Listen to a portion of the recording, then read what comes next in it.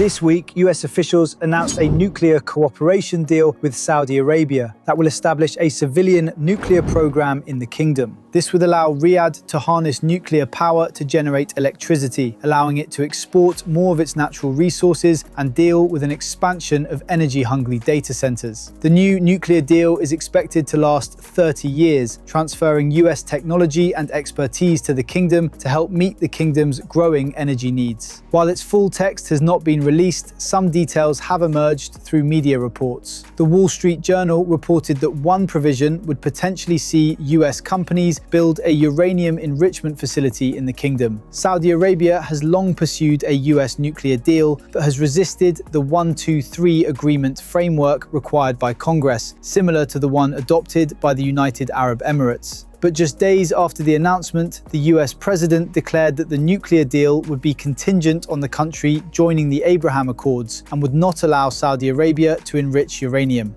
The deal comes in the context of US security promises being questioned due to the US being unable to defend the Gulf regimes in its war with Iran. The result appears to be that Washington had to offer substantially more to try to keep Saudi from drifting further toward China, while getting substantially less in return. What began as an online joke has evolved into one of the most significant protest movements in India. Calling themselves the Cockroaches, young Indians are channeling anger over failings in the education system into a broader campaign against the Modi government. In doing so, they also have mounted one of the most visible public challenges to the Hindu nationalist government of Prime Minister Narendra Modi. The immediate trigger for the protests was public anger over alleged leaks of some of India's most competitive entrance examinations for medical colleges and government jobs. The movement began in May, when India's Supreme Court Chief Justice, during an unrelated court hearing, compared some unemployed young people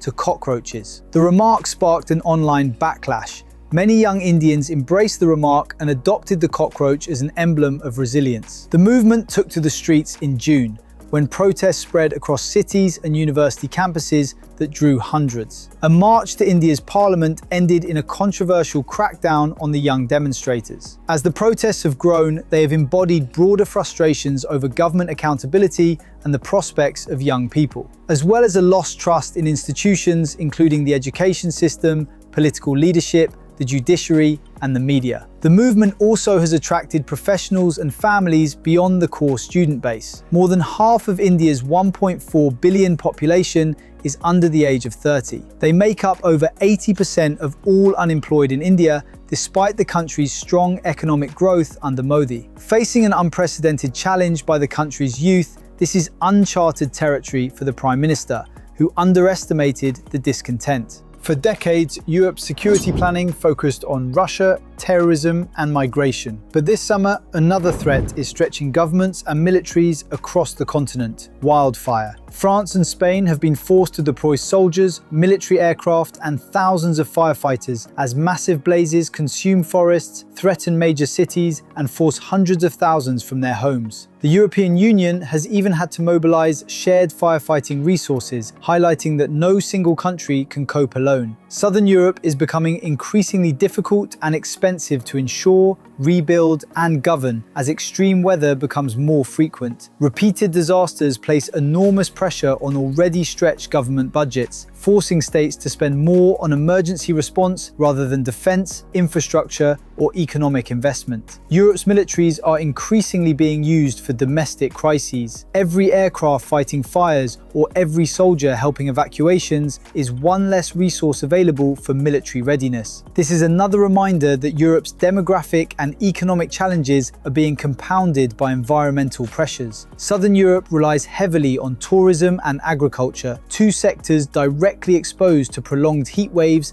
and wildfires. Europe's wildfire crisis is no longer just an environmental story. It is becoming a strategic challenge that will shape government spending, military priorities, and economic resilience for decades to come.